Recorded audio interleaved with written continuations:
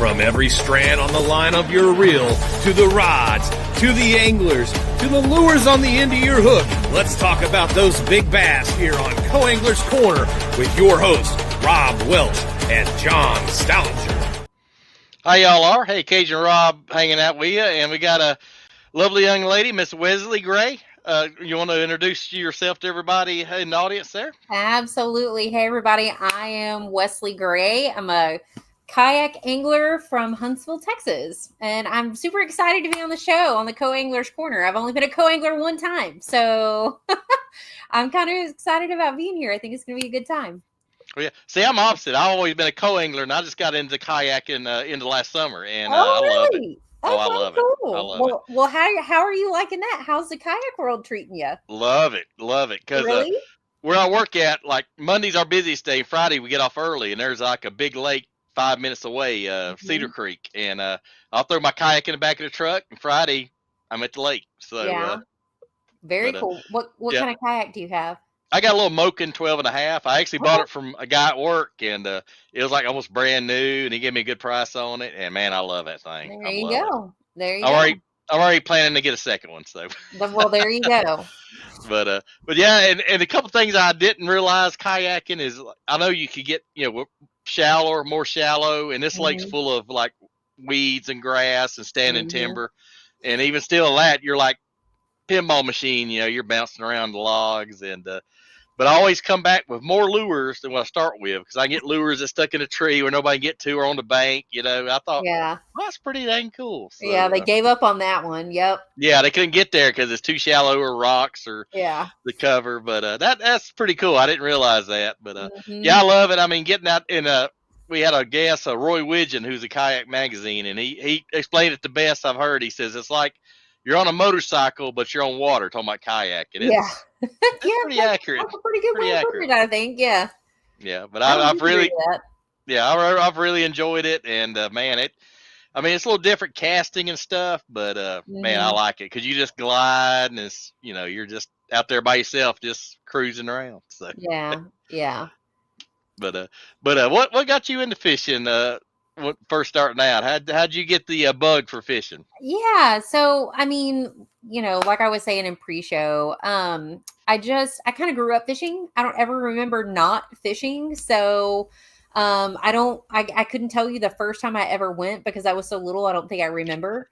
Right. But I spent a lot of time as a kid fishing with my dad and fishing with my grandfather, his dad. So I have like real fond memories of that growing up, and just, being a teenager, and I grew up in a little tiny town right on the edge of, and people from Texas will appreciate this, right on the edge of a Champion paper lease, which basically is just like, land that they're eventually going to clear cut for timber, although they didn't while I was a kid. So it was nice. About 1,000 acres that the people who owned it just let us run amok on it. And we loved it. It was great. And they had little ponds here and there. And so I'd spend my nights and my weekends during the spring and the summertime, just kind of hopping from pond to pond, because they were kind of spread out across all that land. And, we didn't have great big fish, but we had a lot of them, and it was fun to catch them. So kind of grew up doing that, and always just kind of loved it, and then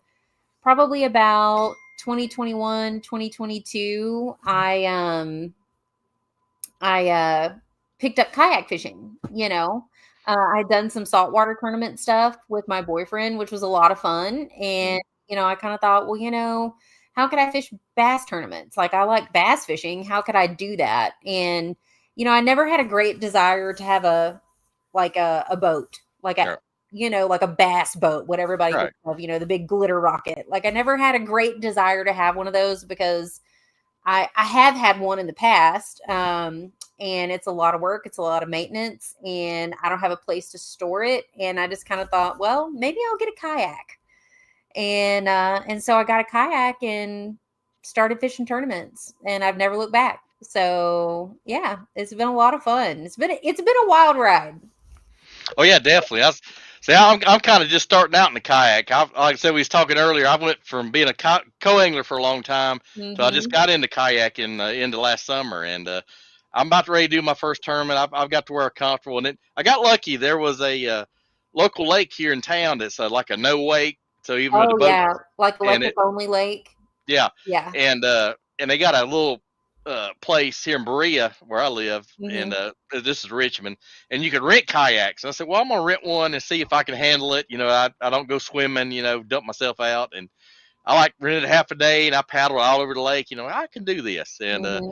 so I got one. The guy at work had one, gave me a good deal, and I mean I've been happy. I mean Yeah. I said it's a good point on the boat. You don't have to worry about trailer maintenance, flat tires, bearings, motors. I Yeah. slide it in my truck, slide out Yeah. of my truck, ready Yeah. to go. Well, see, now I have a trailer, so Okay. I do maintain my I trailer my kayak. So I have a Hobie PA 14, Oh, and nice. that's a beast. And so a lot of people will haul them around in the bed of their trucks, but I have lady arms, so I don't. I'm like the boat ramp princess. I just want to I want to back my kayak in and all that good stuff. So I'm a little bougie whenever it comes to that part. I will take a trailer for my kayak. Yeah, Um, that's upgrade. I got my future plan, so that's gonna be yeah, yeah, eventually. yeah. Well, I have two Hobie PA 14s and I love them. Oh, So nice. yeah, it's kind of funny. I've had a lot of people talk to me about, they fish boat stuff. And then there was one girl in particular who she's so sweet, Sarah. When we fished this last Bassmaster kayak series on 10 Killer Yep. last week, her and she was my boater on day 2 at that LBAA on Caddo that I just fished. Yeah, yeah. Yeah. So she was my day 2 boater. And she was just like, I don't know about this kayak thing. Like, I couldn't do it. And I was like, like, never say never. Yep. Like, go watch some of my YouTube videos. Like, go watch some of Christine's YouTube videos. Like, we can do a lot with the kayak. Oh yeah. Oh yeah. And so anyway, her home lake is 10 Killer. And Oh so, wow. yeah. And so I sent her a text. I was like, hey, listen, I'm going to be in your neck of the woods. I've got 2 boats with motors and graphs, and you live there, so maybe you should come try it. And at first she was very skeptical, and I was like, Yeah. just think about it. And then a Yep. couple of days later she texted me back and she was like, I'm in. And I was like, yes. So she fished her first kayak tournament, and I'm going to tell you, she was a trooper. She could not get off work to come practice. So the first time she ever stepped foot in that kayak was at 4:00 in the morning on tournament day. Wow. Like, I showed her, yeah, so we launched together, and I showed her how to rig it up the night before. And I was like, I'll be there. I'm going to help you. We're launching at the same place, but this is how you do it. And I'm sure everybody that launched with us thought, look at these 2 yahoos, because I was trying to show her how to work the motor and how to work the 360 drive and how to work the pedals. And, she was kind of figuring it out, and I'm like, you got this? And she's like, I got it. And I'm like, okay, because I'm taking off at 5:00 and I've got to go get to my spot. But she was familiar with the lake, so she was fine, but she had a great time. She didn't have a bad finish either. Nice. Yeah, so the kayak fishing, and she, afterwards she goes, it's not as hard as I thought it was going to be. And the boats are way more stable. She's like, this is fun. She's like, I'll do this again. I said, okay, I've done my job. Okay. Oh yeah. And being in a Hobie, I mean, that's one of the best on the water, I think. It's the Those Cadillac are really, kayaks. oh yeah, Know? absolutely. Yeah. Absolutely. Did you fish the Del Hollow event they had about a month ago? I did not. Unfortunately, this 10 Killer tournament was my first national event of the year, which is unusual for me. Usually, I'm in the thick of it by now, but it's just been a year for me. So personally and professionally, so that was the first one that I made it to. I fished a couple of local events, which have been a lot of fun, but no, I didn't make the Del Hollow event. Yeah, I was going to make out the first event, and I had some stuff come up. Yeah. And then it's funny because a buddy of mine talked me into going to BFL in Tennessee, so I passed through Del Hollow, and it was amazing how many kayaks they had, like 240. And then I went to a BFL, and it was like 50, 60 boats. I'm like, wow, I could tell what's hot right now. So yeah, they have a really good turnout for the Bassmaster kayak series. I mean, I think 10 Killer, we had 137 boats. Wow. Yeah. They are typically well over 100, if not Oh, yeah. 200. So I was surprised we didn't have like about 150, 160 for 10 killer, just because it's so central being in Oklahoma, So the next one is, I think, Champlain in Oh, July. wow. Yeah. Yep. I So they got come you. around. Oh yeah, definitely. Now for a greenhorn like me that's thinking about jumping into the bass kayak thing, what do you got? You Mhm. got any like suggestions or? I know the basics. I've been in some local stuff, but Yeah, yeah. I mean, what I always tell everybody is just, if you're an experienced, like obviously you're an experienced angler, it's don't let it get in your head too much. yeah, I think the hardest thing for somebody who's going from a boat to a kayak is you kind of have to, this is what I told Sarah. I said, wherever we launch, you got to deal with what the good Lord gave you that day, yep, because it's very difficult and time consuming to pick up and go somewhere else. right, right, So, I don't know if you have a motor or not, but you have to think about what within this area can I catch fish on? yeah, And that's the hard part is I think kayak anglers were real good at picking apart yep, every little thing. And so I think that would be like from going from a boat to a kayak is think about very strategically about where you're going to launch, yep, because you want to make sure, depending on, the lake and what time of year, where those fish might be setting up, can I get to some deep water without having to go through crazy boat traffic like 10 right. killer. There were places that I fished and practiced on 10 killer. I will tell you, I was shocked by the lack of boat traffic during the week.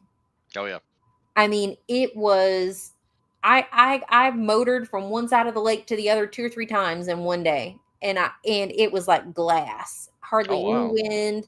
And I could count the number of boats between Wednesday and Friday that I saw on like two hands, yep, which is, I mean, coming from Texas, there's never not boats. yeah, And but I knew just because we fished a lot of marinas, and I'm seeing like one yacht, two yacht, three yacht, and I'm going, like these friends, they're going to be out on Saturday and Sunday. oh yeah, And so I kind of knew like this pattern that I'm running where I'm like blowing and going across, that's not going to work. That's not yeah, going to work on Saturday and Sunday unless I would like to maybe possibly sink my Hobie at the bottom of 10 killer. I mean, and some people will get out there and they'll ride those big waves. I'm not about that life. no, I'm You with you on know, that. I mean, I'm pretty experienced and it's not my favorite thing to do. But definitely research where you plan on launching and have options within Okay, that area. Kind of know your limits, know how far you can go. And then just kind of have a plan and then have a backup plan because it oh may yeah. not work out. Yeah, I got you. I think it's cool because they let you, you can load up your kayak and go to another Yeah. ramp. I think that is cool as heck. Yeah, yeah. And that was for day one on 10 killer. I had told Sarah, I was like, listen, I got this one particular spot that I want to go fish, and it's gonna be one and done. And I've got my practice video up. I haven't actually posted it out on my social media yet, but it's up on my YouTube channel. But I've got my practice video posted, and so y'all have to go watch it because I felt like it was going to be slightly controversial on tournament day. I knew it was because I found this, and not just me, like, and everybody else found Yep. this flooded culvert on 10 killer, and I caught like a 19.5-inch smallie out of it on practice. Wow. And then I left it alone. I was Yep. like, they're going to be there, and if I can't find anything else on tournament day, I'll go back here. But like I told Sarah, I was like, I'm going to go back there. I'm going to catch a limit and then we're leaving because there's nothing else around here for me to fish. Anyway, and so we were going to load up. That was the point of the story, right? We were going to load up Yep. and go somewhere else. Well, we ended up not doing that on Saturday because, I kind of felt pretty good about what I had, and I got a limit so early that I was like, I'm just going to kind of fish the area and see if I can find something that will work for Sunday, because I had no plan for Sunday. I was like, I've got just as far as Saturday, and this is not going to work on Sunday because there's not going to be any water in it. Yep. So because they've been dropping the water that week we were on 10 killer. I mean, it was like a little over 7 foot high, I think, that Tuesday or Wednesday, and then each day they were dropping it like a foot, 2 feet. Yeah, trying to get it back down to normal pool because the elites are there this week. Right. Yeah. So Wow, yeah, that's crazy. it's nice to be able to pick up and move, but it's an ordeal, and you're depending on how far you're going, you're losing an hour Oh, and yeah. a half of fishing time. Oh, yeah. So you got to be Definitely. efficient if you're going to do that. Yeah, that's one thing I noticed in kayak. You got to pick apart cover. You got to do a better job of covering than Mhm. different areas and different techniques. So yeah, you got to use a little gray material up there, as they say. Yep, Yep, for sure. yep. Hey, we got a couple comments here. I'm gonna run through. Oh, sure. The Off the Hook Outdoors says, I think the hardest thing from going to a boat to a yak is your back. No, Maybe. I don't know. I think mine's better than a yak, man. It's just me. I don't know, but I'm an old guy, Get some so kayak cushions and put yeah, those in your kayak seat. They're worth their weight in gold. Now, I will yeah, say, like, when I co-angled that tournament on Caddo, standing in the back of the boat just about killed me. yeah. I felt like I'd ran a marathon. Especially if you got one of those rain suits like the bibs, they Yes. pull down on you, and Yep. it Yeah. wears you out. Yeah. I'm with you on that. And then Off the Hook Outdoor says, can you put up her YouTube channel link so I can sub to her? Thank you. Yep. Absolutely. Absolutely. Yeah, we'll go over that toward the end. Her For sponsors and sure. her media, so we'll definitely do that. So, but anyway, but yeah, and then and the folks that don't know, like a kayak versus a regular boat tournament, the weigh Mhm. in is different. Right. On the boat tournament, it says 5 fish. On kayaks, they go by the The inches length, right. length. Yeah, Yeah. So just for everybody watching, just like he said, but for the kayak tournaments, like we have a special board yep, that we measure our fish on, and we go by inches, not pounds and ounces. And so it's a little bit different format. And we actually submit our fish on our phone through an yep, app on our phone. So it's kind of neat because you can watch the leaderboard in real time yeah, throughout the day. It's also like can have its disadvantages because people, there's like a big debate in the kayak world, right? Like you should never sandbag. Let me be yep, clear. You should not sandbag. But people do. yep, And I like to split the middle. So I don't upload fish until I have a limit. yep, And that's if you see Wesley out there with a big fat goose egg, it's because she hasn't caught 5 fish yet. And then so typically I won't upload anything until I catch my 5 fish. Now some people, they don't upload anything. It doesn't matter how many fish they have. They upload everything at the very end of the day. And then some folks, they upload everything they catch the moment that they catch it. The only disadvantage to that people say is, well, then everybody know, like if they see you on the water and they know where you launched, then they know you're on them. And I was yep. like, well, so I try to split the difference. I don't upload anything until I have a limit. So. Well, see, I even split that even more. I do it when I got the best signal because a lot of lakes I fish, there's like 1 bar, so I get the best signal, then I'll Yeah. do. So Yeah, now there's that too. Like if I'm yep, somewhere, like Rayburn is real bad about that. Like Rayburn, Sam Rayburn's my home lake.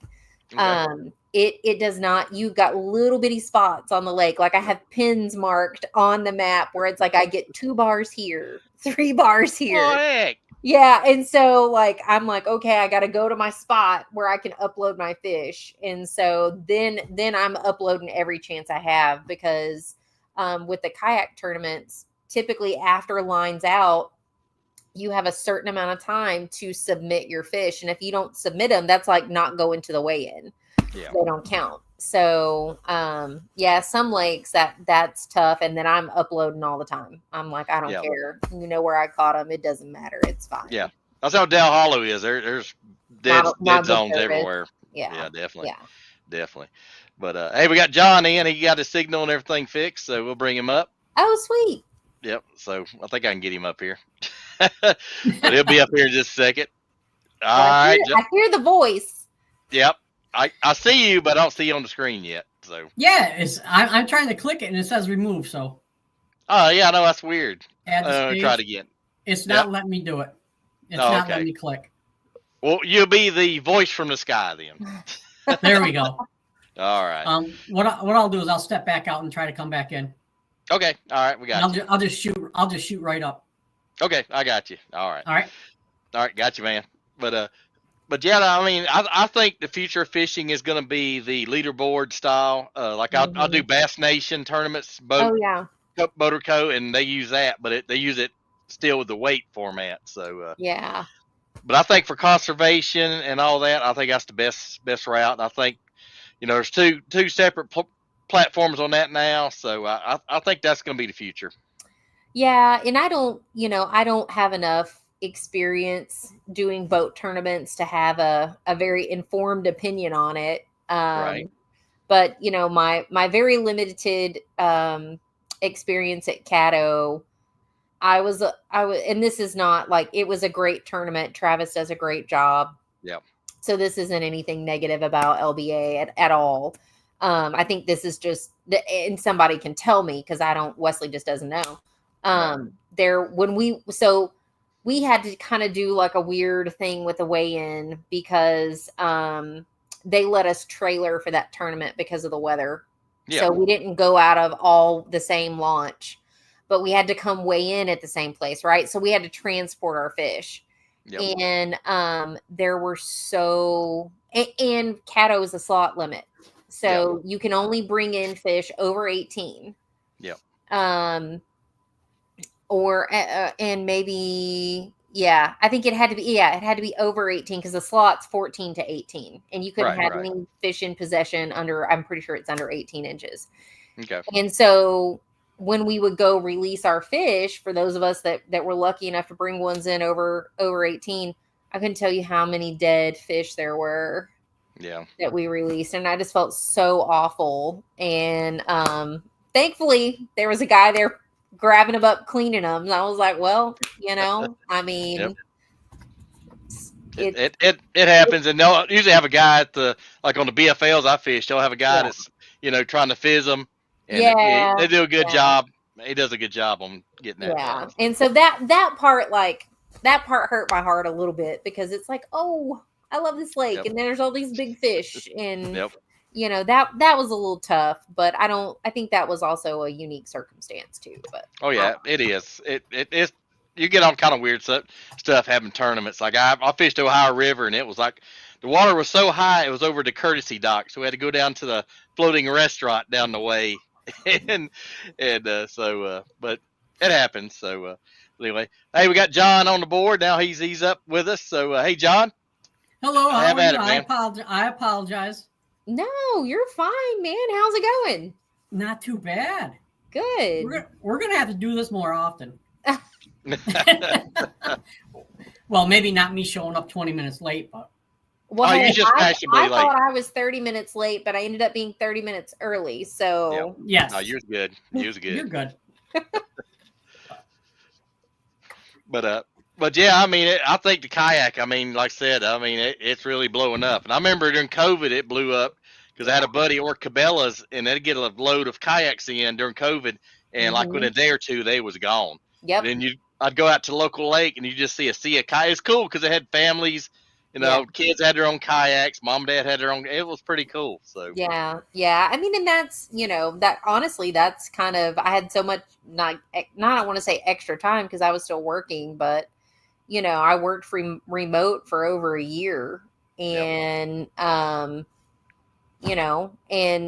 everything was closed and I love being outside. So, me and my son, that's what we do. We go down to the lake, hang out. And every day we go down there and I was like, gosh, if I just had a kayak, I could fish this little stand of lily pads over there. If I just had a kayak, I could fish at this stump. There's a fish on this stump. And so like late 2021 is when I bought my first kayak and like I said, I've never looked back. It was so much fun. I love it.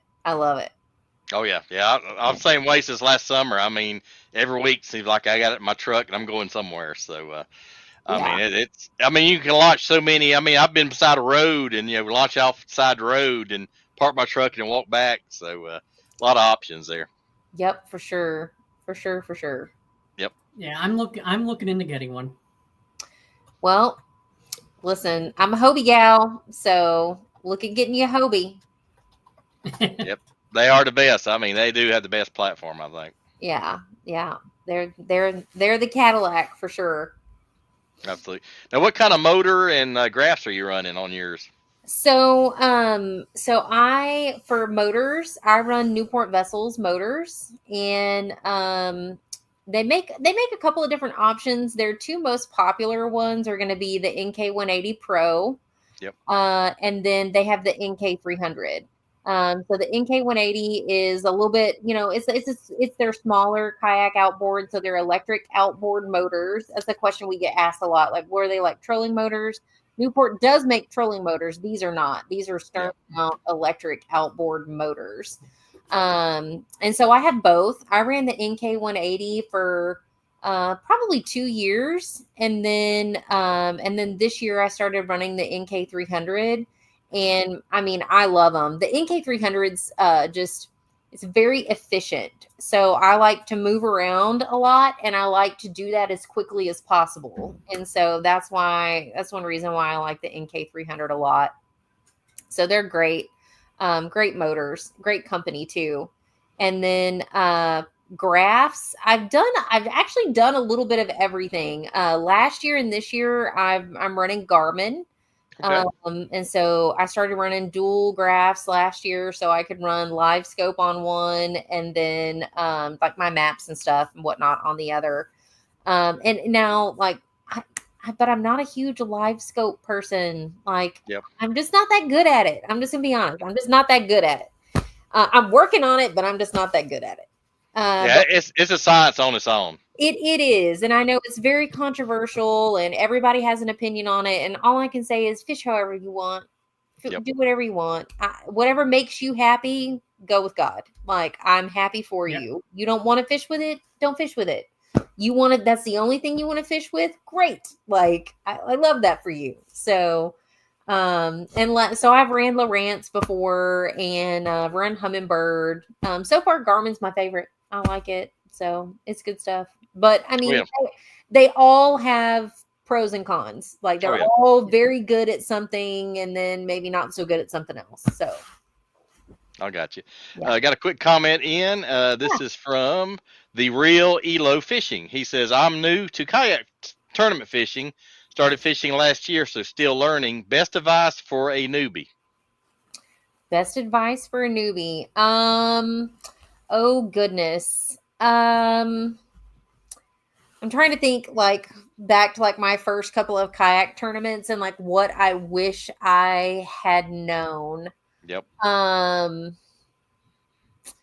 Man, I think what I wish I had known is, and I'm gonna go back to the same thing that I said to you. It was absolutely. It was how to pick a spot where to go fish, like how to look at the map and pick a spot where you know you're gonna catch fish, or and like I said, you got to deal with what the good Lord gave you where you launched, so think about how far you're going to have to travel. And, I mean, the very first kayak tournament I fished, I launched in one little spot where this little bridge was, and there's this little tiny cove, and that's the only thing I fished. Yep. I didn't do that great. It was not a smashing success. I got beat out by big bass by 1/4 of an inch. That was disappointing. Dang it. But for my first tournament, it was a great time. But I think it's knowing how to read your lake maps, look at where those launches are that you can access, or if you're not, like, as a tournament angler, for most of the time we have designated launches. It just kind of depends on the trail. Yeah. But think about where you're going to launch your kayak, and then go from there. Build a plan off of that, right? Are you going to fish standing timber? Are you going to fish shallow? Are you going to fish deep? I mean, you have to think about your strengths as an angler too. Like don't pick a boat launch where everything for the next 2 miles is shallow grass that you don't want to fish. Yeah. So I think that's one of the most important things, outside of just, your general like safety equipment kind of stuff. Oh yeah. Yeah, I said first, get you a good PFD and a paddle, and then kind of go from there. Keep it simple. Carry like 3 rods and just a small box. I mean, start off simple. Yep. That's good advice too. For sure. Definitely. But yeah, and it started off with some of the I started off with the KBF. They got the monthly and the regional, and that gets you used to. And one thing I've run into, and I'm still kind of working on, is I'll get a fish and I'll lay my leaderboard. I got a leaderboard. I'll lay it out there, and I'll fiddle around, and then the fish goes flop flop bloosh. Oh, yeah. I know some guys put the net like on where the bump board, on the opposite side where the bump board is, and I've done that, so that helps a little bit. But that's another thing. Before you really start tournaments, man, get out there and do like a KBF tournament and get used to that leaderboard and putting the fish on like you're supposed to. So because you're in the tournament and that happens, that's a heartbreak. Yeah, that's tough. That's tough, and especially like if you're in a smaller kayak. Like my first kayak was a native. Yep. And it has a fairly deep like sidewall. But some kayaks like Hobie Outback, it's a pretty shallow sidewall. And so you got to get that the nose of your board right down. Yep. Get that down and get the tail end of your board up. So like I always kind of prop mine up so that way fish's face is facing down. Yep. And then like you said, the net trick, I still do that. And knock on wood, I have not lost a fish off the board out of my pro angler, but they have a big sidewall. Like you're very rare, and that board will lay completely flat. Like if you look at my tournament videos, I've got my board in front of my feet laying on the deck of my Hobie, and it lays completely flat because the beam on that pro angler is so wide. But I still take my net and I'll prop it between my pedals so that if that fish gets to flopping, it's got something to bump into that's going to knock it back. Now I have one get loose in the floor of my kayak all the time, but rarely could I ever say that one's ever got out. Yep.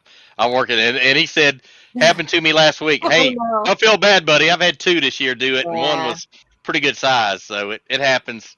I'll say that's one thing, if you're in a little small or if you're just fun fishing, to get kind of used to the procedure. So, good advice. Mm-hmm. But, and then we got a quick comment.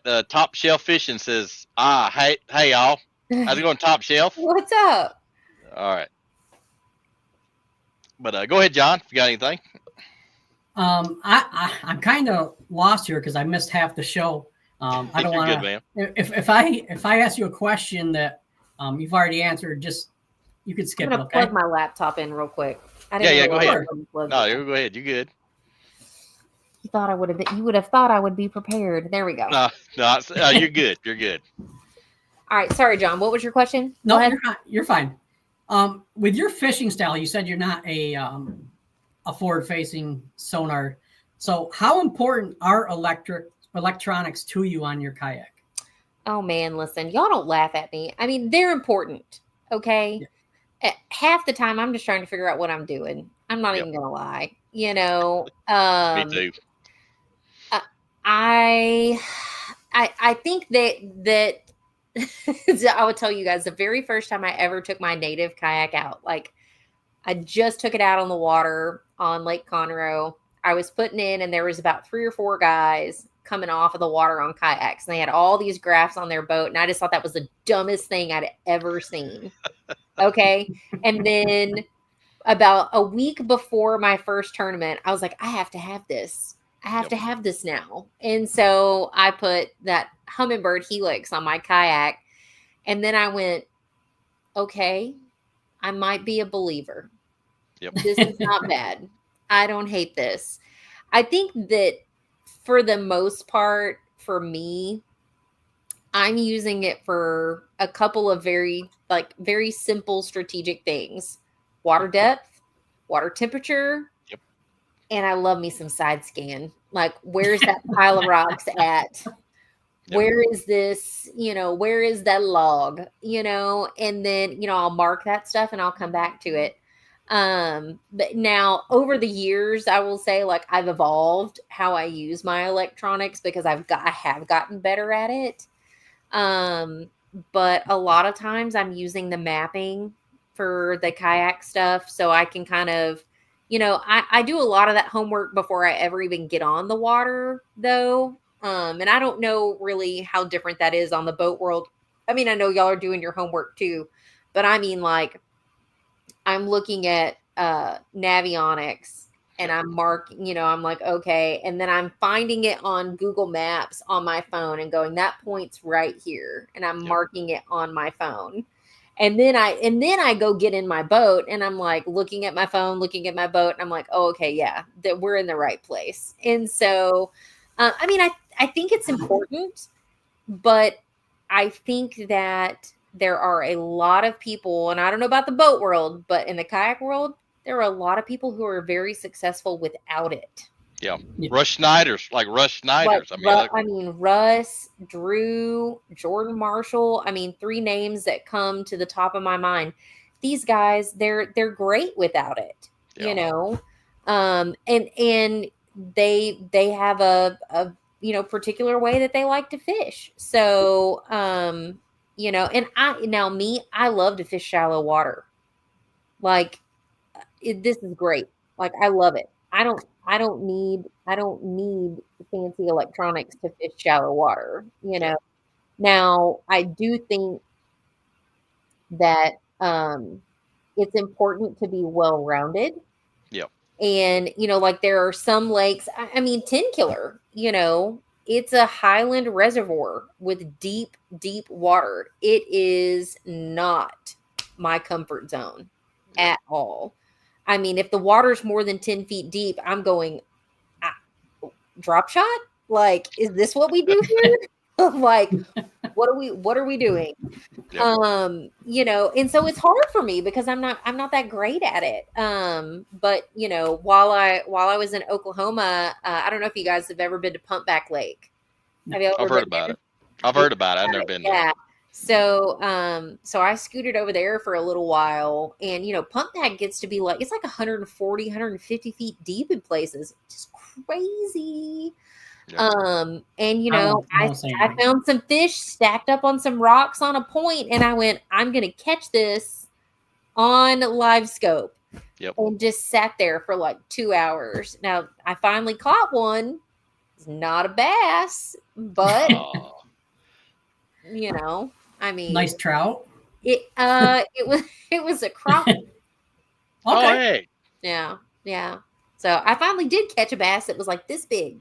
Yep. And I was like, well, forward-facing sonar, man. It's like, I'm in New York, so it's not uncommon, like in the St. Lawrence River or anything, to be fishing 100 feet deep. Yep. That's just crazy to me. That's just like outer space. Yeah. I mean, I used to be just like you as far as fishing wise, because anything over my head I didn't want to do. Yep. I mean, it's not that I don't want to do it. It's just not your comfort zone. Well, you get out to the lake and it's like, man, I just want to catch a fish. Yep. Like, I don't want to go practice this other thing where I may not catch a fish. But I will say with me, I will do things like take that one rod and that one bait, and I won't take anything else. So it's the only thing I have to fish with. So, and then usually I figure it out, and then it becomes part of my arsenal, So, yeah, but I spent like probably half a day just doing nothing but working on forward-facing sonar stuff on Pumpback, and it was fun. I learned what a striper looks like. Yeah, them guys that's good at it, they say water tail does this, or and they're like, they can look at it and just like recognize it like that. Yeah, so that's amazing. And using live scope out of a kayak is hard. Oh yeah. I don't have spot lock. and, trying to pedal in the wind, keep your boat in position, turn your transducer for your forward facing sonar, and cast and hit that fish in the face. I mean, listen, that's hard. Oh yeah, it is. That's hard. Then you got the wind blowing you all around, and you got boat traffic pushing you around. So yeah. I'm like trying to push my transducer to this way with my foot and, jiggle this minnow. Like, I don't know. You just gave me an anxiety attack. Yeah. Oh boy. Yes. Yes. 100%. No. Yep. But it's all good. Yeah. It's fun. Yep, we're good. And I got a couple more comments going through. Top Shelf says, is this going to be a regular thing, Wesley? I think he's talking about being a guest, and she's welcome here anytime she wants to come on. So anytime you guys want to have me, I'm happy to come. Oh, absolutely. We love your enthusiasm and your knowledge about kayaking for sure. And he says, depth, water temp, and structure. FFS just confirms the fish. That's I agree right. with you. Agree with you. Yep. And then Michael Napey has says 10 killer was fun. That was my first national tournament. Hey, congrats, man.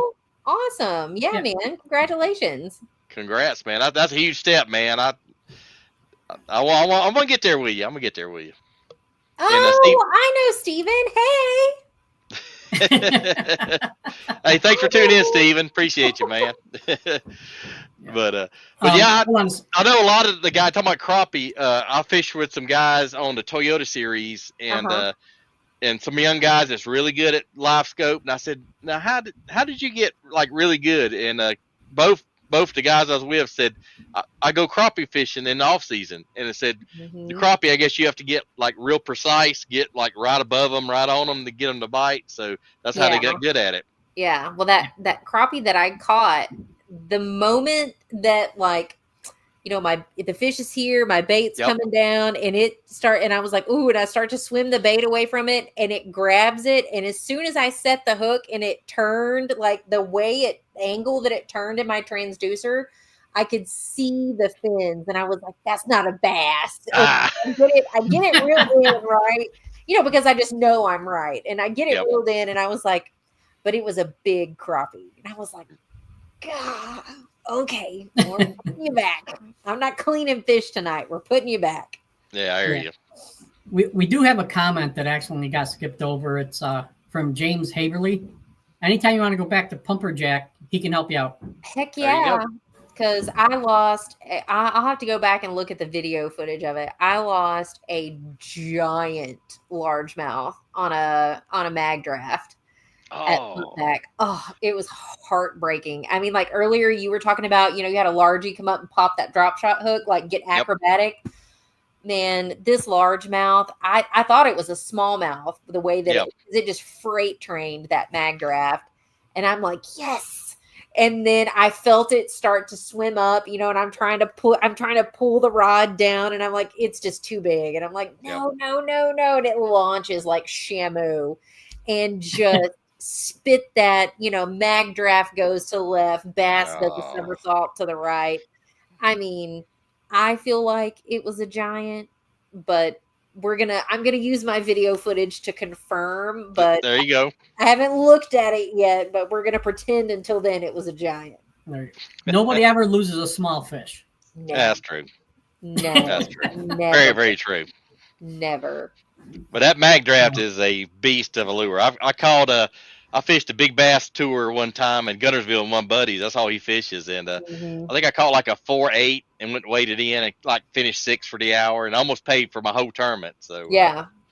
I mean, now like that bait, we were talking about confidence baits earlier. Not a lot of confidence in that bait, but I was during practice on 10 killer. I was told do this, fish this, and I'm like, okay. And so I started skipping one around docks, and then I caught that big smallmouth out of that culvert with one, and I'm like, okay. So we're gonna put this right here in our back pocket, and then I used that and a 5-inch Zal Dangerous swim bait and skipped those a lot. And oh man, talk about deadly! Like on day 2, I caught a bunch of fish. Oh yeah. Doing that. And sometimes you'll catch a fish as big as the swim bait. That just amazes me. Yeah, yep. That's amazing. Yep. A lot of fun to fish with, for sure. It is.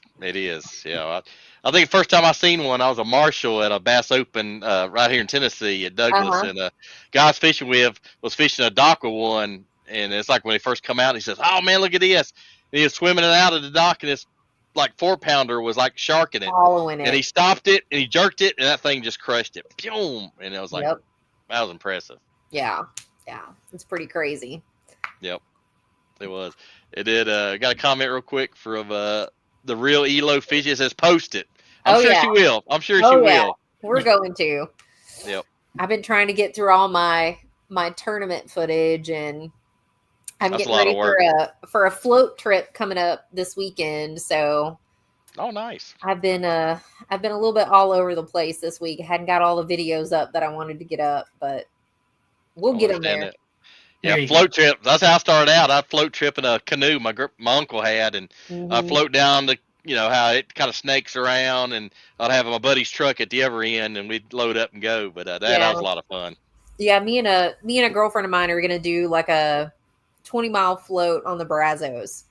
Oh, nice. Conditions permitting. I need it to not rain torrentially between now and then. Well, I think we got you covered. I think Kentucky we've had torrential rain here all day, so I think we got you covered. So you're good. Good. I have a question with all the controversy and electronics and things like that. Do you think, or do you foresee the kayak world going into separate divisions, traditional and like a forward-facing sonar era, and then one that's not? Yeah, one without electronics or motor or battery, and then one with whatever. I don't know. I don't necessarily see any trails like banning electronics. Yeah. I think the motor thing for kayaks was a big deal for a long time, because Hobie was no motors, right? Yep. And then Bassmaster allowed motors. And then Hobie kind of did that test pilot year where they had a couple, it was like basically every tournament except for 2, I think, allowed motors. Right. And,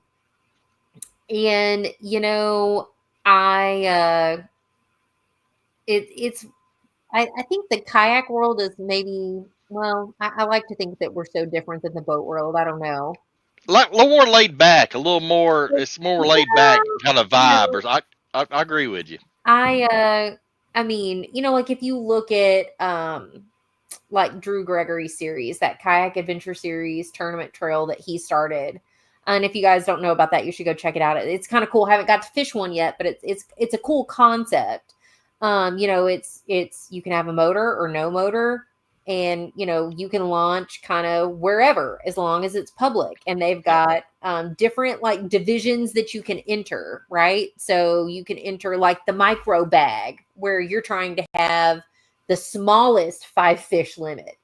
And so you've got people turning in 3-inch bass, I mean, and they have different divisions that you can enter. So, I mean, I think that there's a place for everybody, however you want to fish. I think there are some local trails. I don't know. I think it's not in Texas. I want to say it's like Louisiana or something. Yeah. Yeah, Stephen Bell says North Carolina have banned some of them have, and and I think you'll see some of those local trails kind of do what their members want, right? Yep. So, and that's great. That's what they should do. If that's what the people who are a member of that trail want to do, go for it.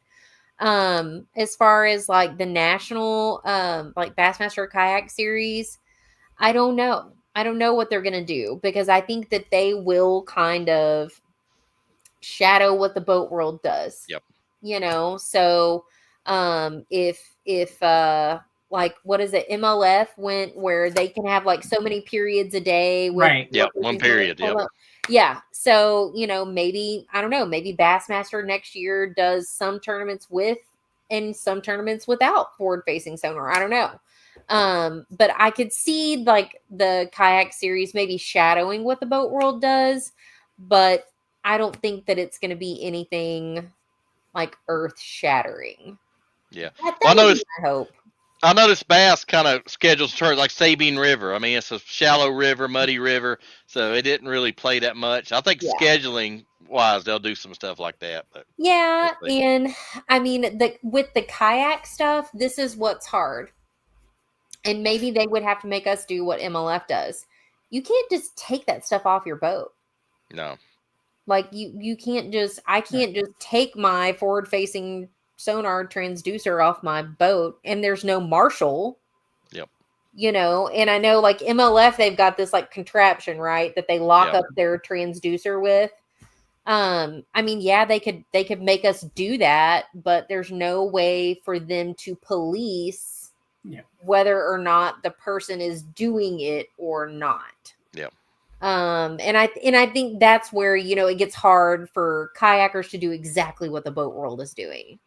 Yeah. Because we just have some different like logistical things that just don't work Yeah, work out the same way. Plus, with some of those lakes, you got to have your mapping and stuff. You know, if you got your way down a river or something, I mean, it's a lot of factors. Yeah, for sure. And like I said, you know, it's not like you just take it off. Yeah. So, now, are you saying there might be cheating in bass fishing? No, I don't know. No, I've heard tell. But there's no cheating in bass fishing. Yeah. but it did. Chris Fallon chimed in. He says, "Team series this year is a great new concept. I love it. I've heard a lot about the team series and heard nothing but positive is on the team series. So that's pretty cool. I don't know that much about that one. I know there's a trail in I think Tennessee that's doing a team series. Yep. But I don't think that there's any in Texas anymore. I think there used to be. I mean, like now boat stuff, yes, but like kayak stuff, I don't think so. Yep. But I mean, I just may not know.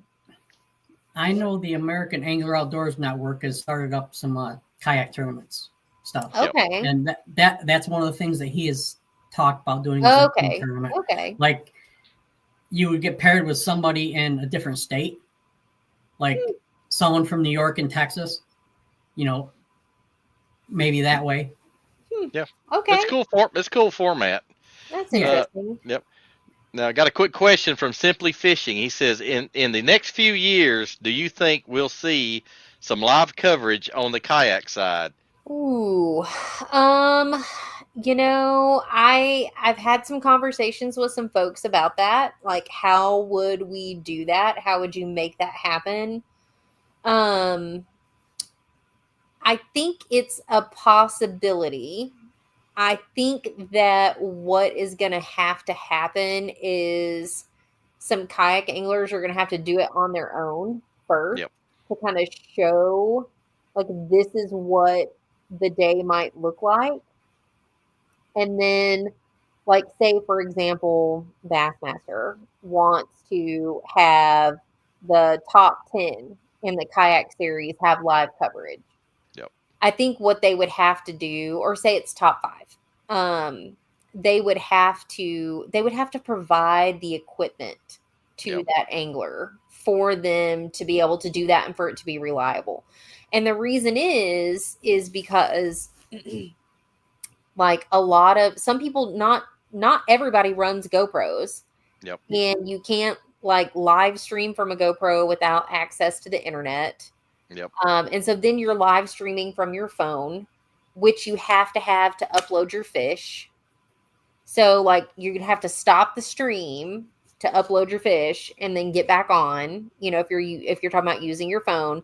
So they have to find a way to provide anglers with like a self-contained system of equipment, like battery mounts, the camera, and then whatever we're talking about streaming, whether it's like you're using Starlink or something like that. Like they would have to provide that apparatus to them.